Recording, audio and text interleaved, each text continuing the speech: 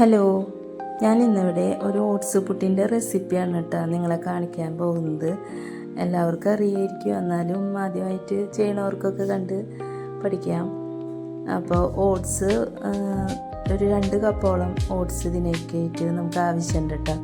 അപ്പോൾ 2 cup oats എടുത്ത് മാറ്റി വയ്ക്കുക. പിന്നെ ചിരകിയ തേങ്ങ ഒരു കപ്പോളം വേണം, അതും എടുത്ത് വയ്ക്കുക.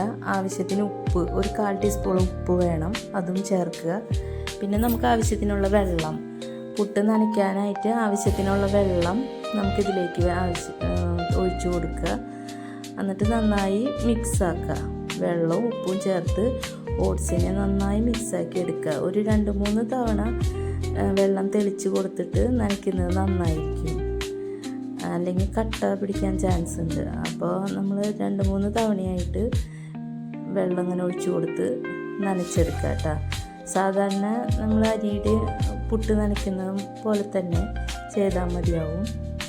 അപ്പോൾ നന്നായി മിക്സാക്കി എടുത്തതിന് ശേഷം പിന്നെ നമുക്കത് വേവിക്കാനുള്ള പാത്രം എടുക്കാം. അതിലേക്ക് അതിൻ്റെ ചില്ലിടുക, ആവശ്യത്തിന് ചിരകിയ തേങ്ങ കുറച്ച് വയ്ക്കുക. കൂടുതൽ തേങ്ങ ചേർത്താൽ കൂടുതൽ രുചി ഉണ്ടാവും, അതുകൊണ്ട് ഞാനിവിടെ നന്നായി തേങ്ങ ചേർക്കാറുണ്ട്. പിന്നെ ഓട്സ് അതിലേക്ക് നിറച്ച് വയ്ക്കുക, അതുപോലെ തന്നെ തേങ്ങയും ഇടുക. വീണ്ടും അങ്ങനെ ലെയറായിട്ട് നമ്മളത് ചെയ്ത് ഒരു 2-3 ലെയറായിട്ട് ചെയ്താൽ നന്നായിരിക്കും. കൂടുതൽ തേങ്ങയൊക്കെ വെച്ചിരുന്നാൽ ടേസ്റ്റ് കൂടും കേട്ടോ. അപ്പോൾ അങ്ങനെ വെച്ച് പിന്നെ മൂടി നമുക്കത് വേവിക്കാനുള്ള ഇത് നോക്കാം. വേവിക്കാനായിട്ട് ആദ്യം നമുക്ക് അടുപ്പത്ത് ഒരു പുട്ടുകുറ്റി വെക്കണം. പുട്ടിൻ്റെ പാത്രം അല്ലേ, വേവിക്കണ പാത്രം ഉണ്ടാവുമല്ലോ, അത് വെച്ചാലും മതി. ഇല്ലെങ്കിൽ പ്രഷർ കുക്കർ വെച്ചാലും മതിയാവും. ഈ ചിരട്ടപ്പുട്ട് ഉണ്ടാക്കുന്ന മെത്തേഡിൽ പ്രഷർ കുക്കർ ഉപയോഗിക്കുന്നവരുണ്ട്, അല്ലെങ്കിൽ ഇങ്ങനെ പുട്ടും കുറ്റിയിലും യൂസ് ചെയ്യാം. അപ്പോൾ വെച്ച് ഒരു 5-6 മിനിറ്റ് കഴിയുമ്പോഴേക്കും പുട്ടായിരിക്കും കേട്ടോ. അപ്പോൾ ഞങ്ങൾക്ക് ഇന്നിവിടെ ബ്രേക്ക്ഫാസ്റ്റിൻ്റെ കൂടെ മുട്ട പുഴുങ്ങിയതുകൊണ്ട്, അപ്പോൾ അത് ഞാനിവിടെ വെച്ചിട്ടുണ്ട്. മറ്റേ അടുപ്പത്ത് തിളയ്ക്കുന്നുണ്ട്. അപ്പോൾ അപ്പോഴേക്കും നമ്മുടെ പുട്ട് വെന്തിട്ട് ഉണ്ടാവും.